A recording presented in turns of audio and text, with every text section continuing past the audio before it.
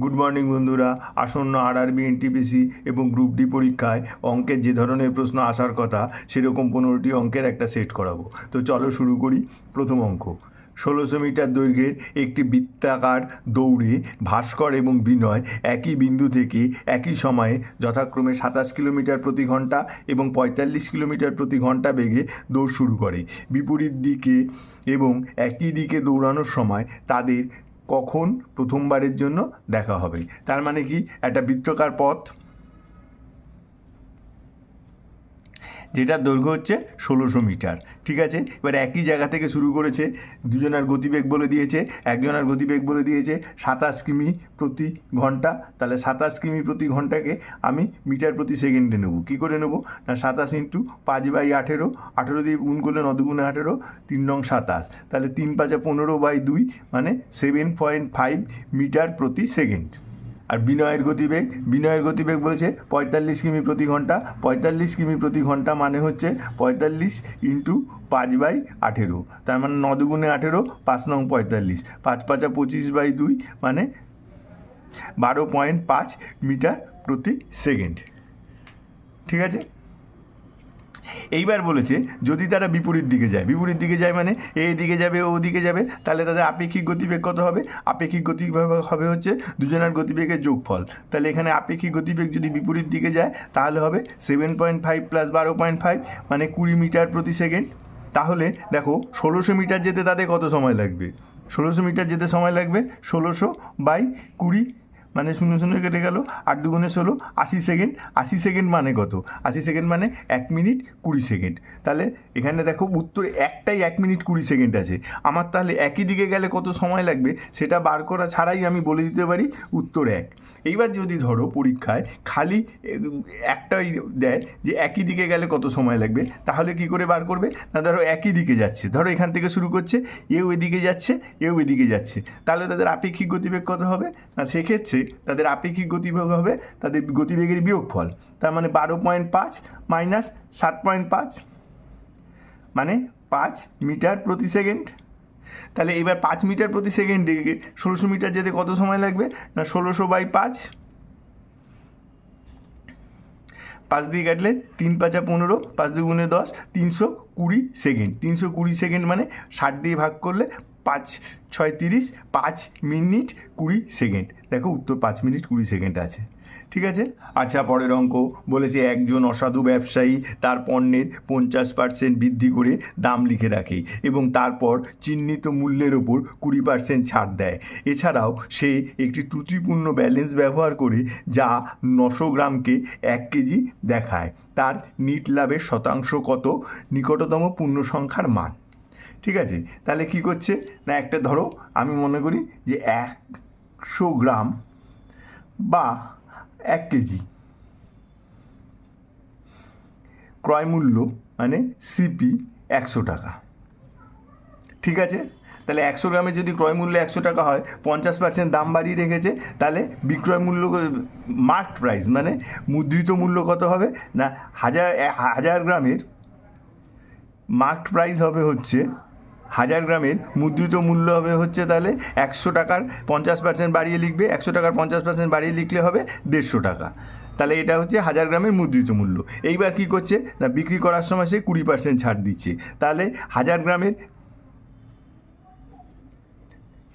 Sell price কত হচ্ছে না, 150-এর ওপর 20% ছাড় দিলে 80/100 হবে। এটাই হচ্ছে ওর বিক্রয় মূল্য। 0 0 কেটে গেল, 8 15 120, তাহলে 1000 গ্রামের বিক্রয় মূল্য হচ্ছে 120 টাকা। কিন্তু দেখো সে 1000 গ্রাম বিক্রি করছে না, বিক্রি করছে 900 গ্রাম। তাহলে 900 গ্রামের অরিজিনালি হচ্ছে কি, 900 গ্রামের বিক্রয় মূল্য হচ্ছে 120 টাকা। এই তো। এইবার দেখো আমরা ধরেছিলাম 1000 গ্রামের ক্রয় মূল্য হচ্ছে 100 টাকা, তাহলে 900 গ্রামের ক্রয় মূল্য কত হবে? দেখো 900 গ্রামের সিপি হবে হচ্ছে 90 টাকা। তাহলে 90 টাকা ক্রয় মূল্য, বিক্রি করছে 120 টাকায়। লাভ কত হচ্ছে? লাভ হচ্ছে 120 মাইনাস 90 মানে হচ্ছে 30 টাকা। তাহলে 30 টাকা যদি লাভ হয়, এবার লাভের শতকরা হার কত না, লাভ বাই ক্রয় মূল্য 90 টাকা ইন্টু 100, 33 90 মানে 33.33%। তাহলে নিকটতম পূর্ণ সংখ্যা মানে 33% তার লাভ হচ্ছে। উত্তর 4। আচ্ছা, পরের অঙ্ক বলেছে 60 জন লোক একটি দেয়াল তৈরি করতে 36 দিন সময় নেয়। 1/6 কাজ শেষ হওয়ার পর 1/4 শ্রমিক কাজ ছেড়ে চলে যায়। কাজটি শেষ করতে মোট কত দিন সময় লাগবে? তাহলে দেখো কি বলেছে, 1/6 কাজ শেষ হওয়ার পর, তাহলে দেখো 1 কাজ শেষ হতে সময় লাগে কত দিন? 1 কাজ শেষ হতে সময় লাগে 36 দিন।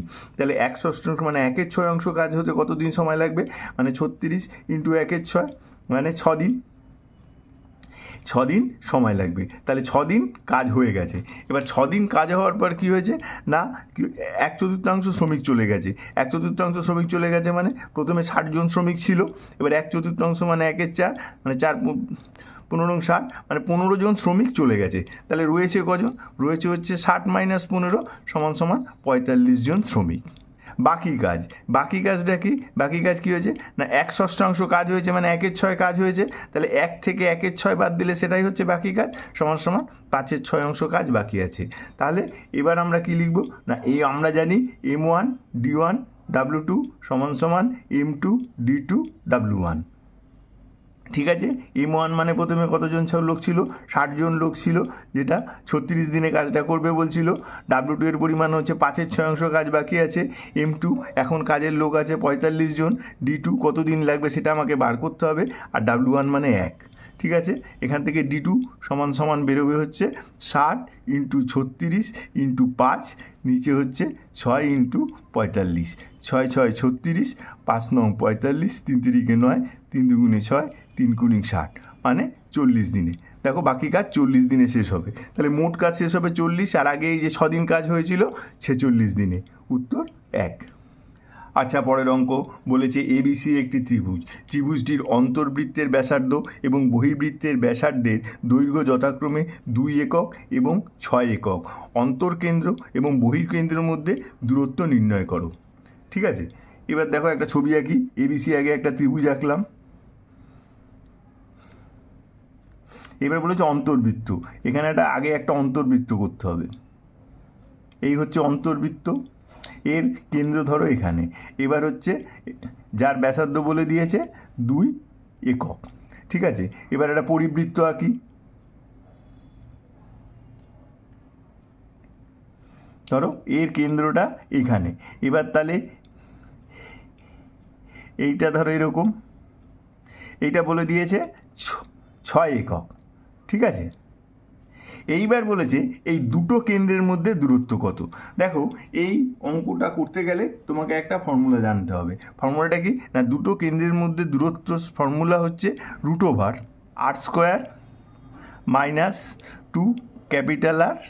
r।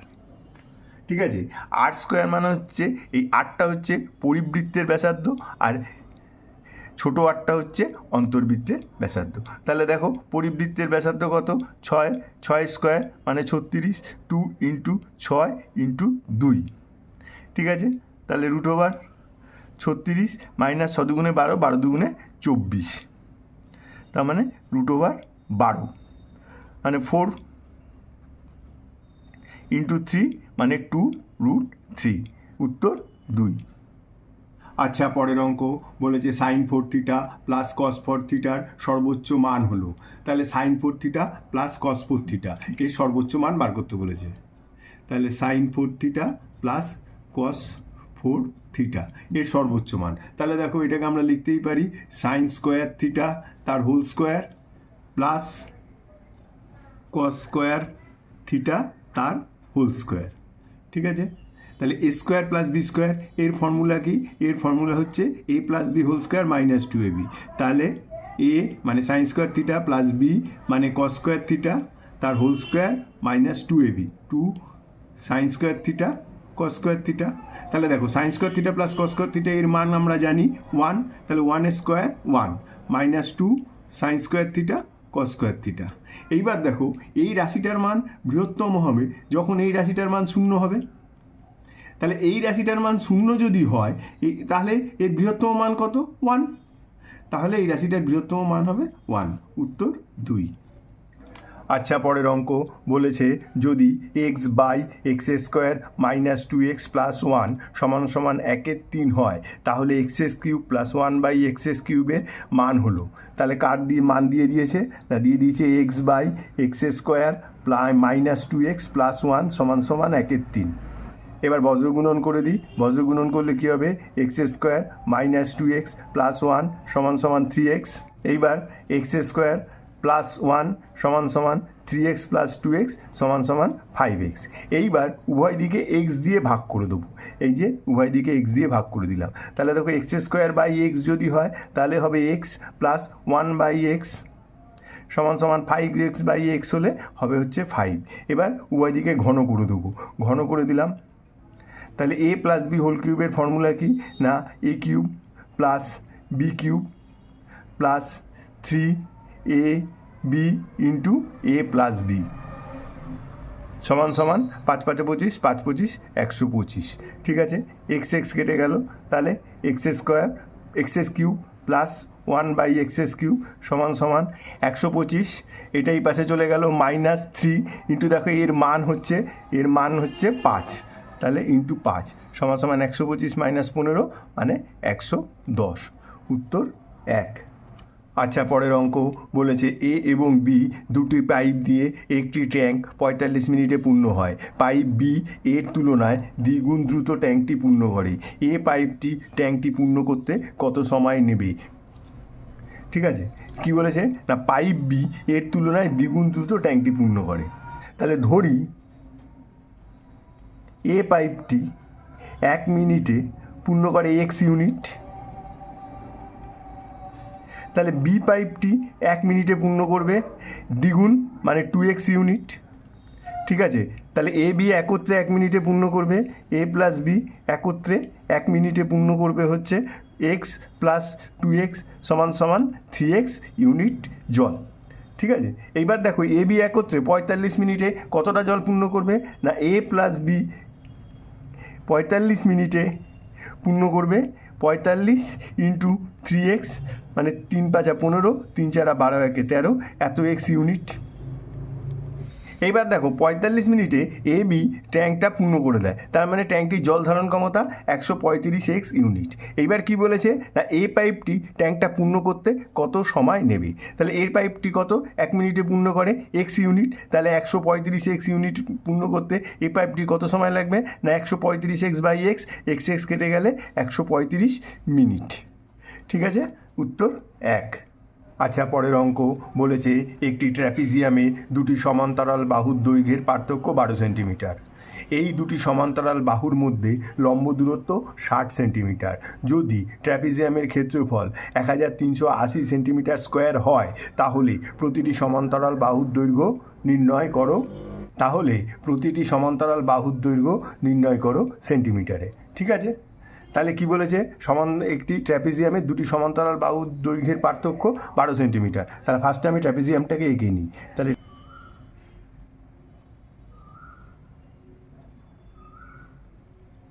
এটা হচ্ছে একটা ট্র্যাপিজিয়াম। এবার বলেছে দুটি সমান্তরাল বাহুর দৈর্ঘ্যের পার্থক্য। ধরি বড় বাহুটা এক্স সেন্টিমিটার আর ছোটো বাহুটা ওয়াই সেন্টিমিটার। তাহলে এর পার্থক্য মানে এক্স মাইনাস ওয়াই সমান সমান 12 সেন্টিমিটার, এটা বলা আছে।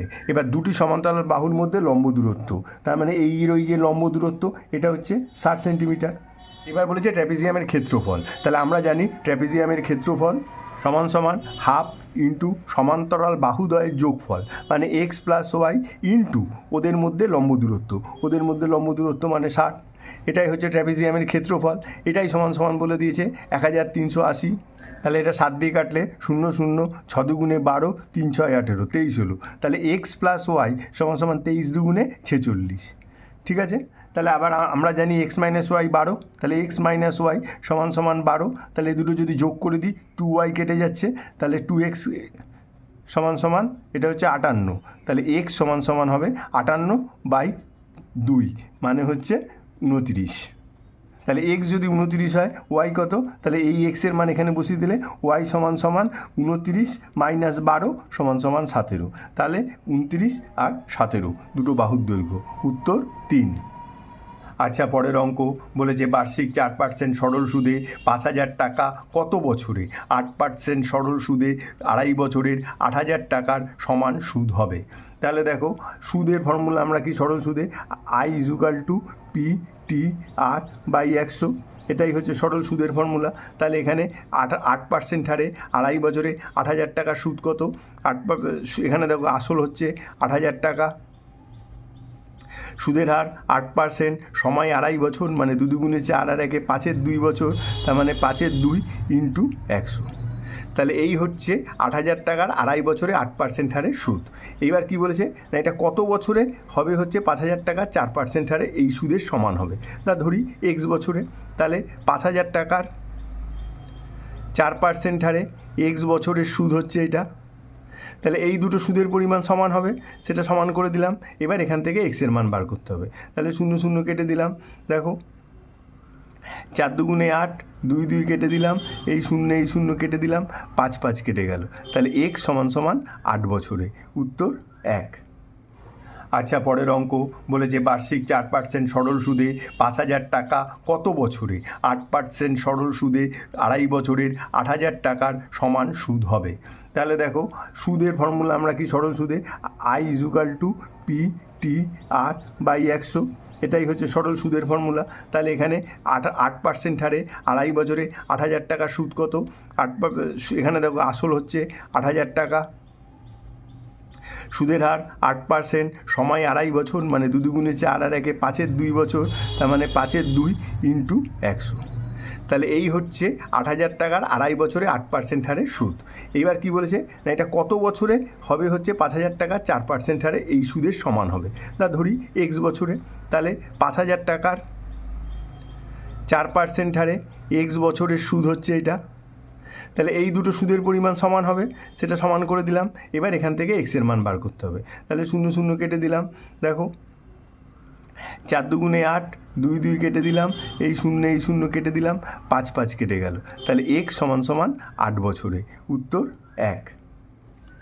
আচ্ছা, পরের অঙ্ক বলেছে A B এর তুলনায় 40% বেশি দক্ষ। একটি কাজ সম্পন্ন করতে তারা একসাথে কত সময় নেবে যদি A একা 31 দিনে কাজটি করতে পারে? ঠিক আছে, এবার কি বলেছে A B এর তুলনায় 40% দক্ষ। তাহলে ধরি B একদিনে 100 ইউনিট কাজ করে। ঠিক আছে, তাহলে A একদিনে কত ইউনিট করবে? এর থেকে 40% দক্ষ, মানে 140 ইউনিট। এবার কি বলেছে A একা 31 দিনে কাজটি শেষ করে। তাহলে A 31 দিনে কত ইউনিট কাজ করবে? না, একদিনে যদি 140 ইউনিট কাজ করে, 31 দিনে 140 × 31 ইউনিট কাজ করবে।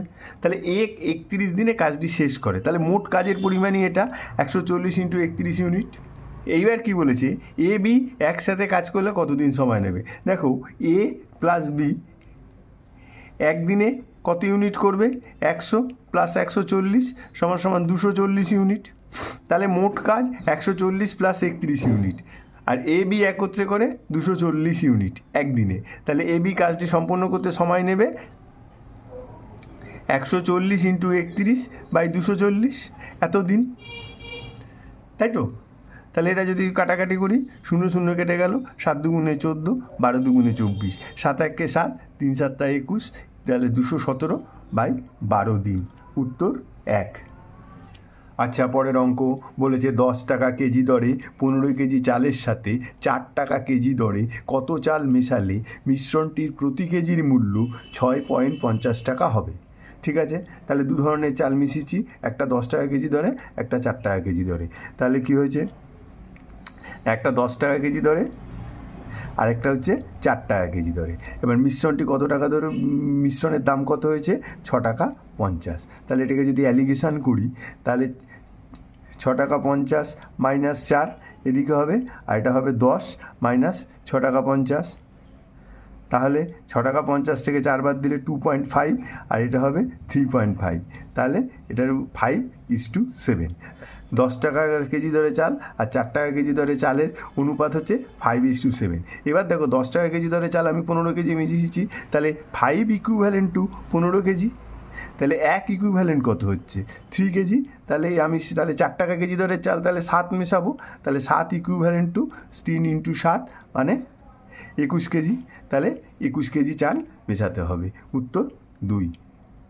আচ্ছা, পরের অঙ্ক বলেছে যদি x = a sec θ into cos φ, y = b sec θ into sine phi এবং z = c tan θ হয়, তাহলে x² / a² plus y² / b² minus z² / c² এর মান কত হবে, নিচের এটা বার করতে হবে।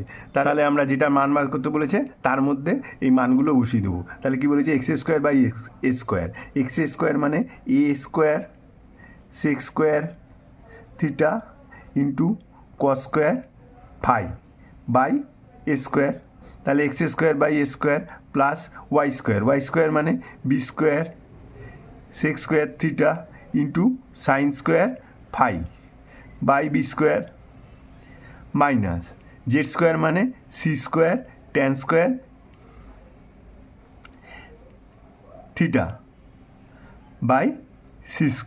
তাহলে দেখো a² b² আর c² কেটে গেল। এবার দেখো এখানে রয়েছে sec² θ cos² φ, এখানে রয়েছে sec² θ sin² φ। তাহলে এখান থেকে যদি আমি এই sec² θটা কমন নিয়ে নিই, তাহলে কি পড়ে থাকবে এই দুটোর মধ্যে, sec² θ কমন নিলে পড়ে থাকবে cos² φ plus sin² φ minus tan² θ। ঠিক আছে, এবার cos² φ প্লাস sin² φ বা sin² φ প্লাস cos² φ এর মানে কত, এর মান আমরা জানি 1। তাহলে sec² θ ইন্টু 1 মানে sec² θ মাইনাস tan² θ। এবার দেখো sec² θ মাইনাস tan² θ মান, sec² θ মাইনাস tan² θ মান 1, তাহলে এটার মান হচ্ছে 1। আচ্ছা, পরের অঙ্ক বলেছে একটি দোকান একটি শার্টের উপর 50% ছাড় দেয়, অন্যদিকে অন্য দোকানটি পরপর দুটি যথাক্রমে 30% এবং 30% ছাড় দেয়। যদি বিলের পার্থক্য 43 টাকা হয় তাহলে শার্টটির দাম কত? ঠিক আছে, তাহলে প্রথম দোকানটা ছাড় দিয়েছে কত না, প্রথম দোকানটা ছাড় দিয়েছে 50%, আর দ্বিতীয় দোকান ছাড় দিয়েছে পরপর 30% করে দুবার। তাহলে পরপর দুবার 30% ছাড় দেওয়ার মোট কত ছাড় পেয়েছেন তার একটা ফর্মুলা আছে, জানোই তোমরা, আমি একবার লিখে দিচ্ছি, a plus B minus ab by 100, যদি পরপর দুটো ছাড় a এবং b হয়। ঠিক আছে, তাহলে এখানে এও 30 বিও 30, তাহলে 30 প্লাস 30 মাইনাস 30 ইন্টু 30 বাই 100, তাহলে 30 30 60 মাইনাস 9 মানে হচ্ছে 51%। তাহলে প্রথম দোকানে ছাড় পেয়েছে 50% আর দ্বিতীয় দোকানে ছাড় পেয়েছে 51%। তাহলে দুটো দোকানে ছাড়ের পার্থক্য 1%। এই 1% ছাড়ের পার্থক্য হয়েছে বলে দাম কত পার্থক্য হয়েছে, বিলের পার্থক্য হয়েছে 43 টাকা। তাহলে 100% ইকুইভ্যালেন্ট কত হবে না 4300 টাকা। তাহলে শার্টটির দাম কত, শার্টটির দাম 4300 টাকা, উত্তর 4। আচ্ছা, পরের অঙ্ক বলেছে একজন ব্যক্তি তার মাসিক আয়ের 30% সঞ্চয় করেন, যদি তার মাসিক আয় 20% বৃদ্ধি পায় তাহলে সে আগের সঞ্চয়ের তুলনায় 20% বেশি সঞ্চয় করেন, তার ব্যয় শতকরা কত বৃদ্ধি পেল? তাহলে দেখো মাসিক আয়ের 30% সঞ্চয় করে, ধরি মাসিক আয় 100 টাকা, তাহলে যদি 30% সঞ্চয় করেন মানে 30 টাকা সঞ্চয় করেন, তাহলে খরচ কত টাকা করেন, খরচ করেন 100 মাইনাস 30 মানে 70 টাকা। ঠিক আছে, তাহলে 100 টাকা আয়, 30 টাকা হচ্ছে সঞ্চয় করেন আর 70 টাকা খরচ করেন। এবার বলে যে মাসিক আয় 20% বৃদ্ধি পেল, তাহলে মাসিক আয় 20% বৃদ্ধি পেলে 100 টাকা 20% বৃদ্ধি পেলে এখন মাসিক আয় হয়ে গেল 120 টাকা। তাহলে এবার কি বলেছে, আগের সঞ্চয়ের তুলনায় 20% বেশি সঞ্চয় করে, তাহলে 20% যদি বেশি সঞ্চয় করেন, আগে সঞ্চয় করছেন 30 টাকা, তাহলে এখন যদি 20% বৃদ্ধি পায় তাহলে এখন সঞ্চয় কত হচ্ছে, 30 ইন্টু 120 বাই 100, তাহলে সঞ্চয় যদি 30% বৃদ্ধি পায় তাহলে এটাই সঞ্চয় করেন, তাহলে কাটাকুটি করে হচ্ছে 3 বারং 36 টাকা। তাহলে এখন 120 টাকা মাসিক আয়, 36 টাকা সঞ্চয় করছেন, তাহলে খরচ কত করছেন 120 মাইনাস 36, 120 মাইনাস 36 মানে 84 টাকা, তাহলে 84 টাকা খরচ করেন। এইবার কি বলছে, তার ব্যয় শতকরা কত বৃদ্ধি পেল? দেখো আগে তার ব্যয় হতো 70 টাকা, এখন হচ্ছে 84 টাকা, ব্যয় বৃদ্ধি পেয়েছে কত 14 টাকা, তাহলে বৃদ্ধির হার 14 বাই আগের ব্যয় 70 ইন্টু 100, শূন্য শূন্য কেটে গেল, 7 দুগুণে 14, 20%। তাহলে ব্যয় বৃদ্ধি পেয়েছে 20%। উত্তর 3। আচ্ছা, পরের অঙ্ক বলেছে দুটি সংখ্যার লসাগু 84। যদি সংখ্যা দুটির অনুপাত 2:3 হয় তাহলে সংখ্যা দুটির যোগফল হলো। তাহলে অনুপাত কি না 2:3। তাহলে ধরি একটা সংখ্যা 2x, অপর সংখ্যা 3x। তাহলে 2x আর 3s এর লসাগু কত হবে? 2x আর 3s এর লসাগু হবে 2 গুণ 3 গুণ x, মানে 6x। ঠিক আছে, তাহলে প্রশ্নানুসারে এই 6x সমান 84, কারণ সংখ্যা দুটি লসাগু বলেছে 84। তাহলে x সমান 84/6, 6 14 84। তাহলে এবার বলেছে সংখ্যা দুটির যোগফল কত। দেখো, সংখ্যা দুটির যোগফল হবে 2x + 3x সমান 5x, মানে 5 × 14 সমান 5 14 70। সংখ্যা দুটির যোগফল 70। উত্তর 3।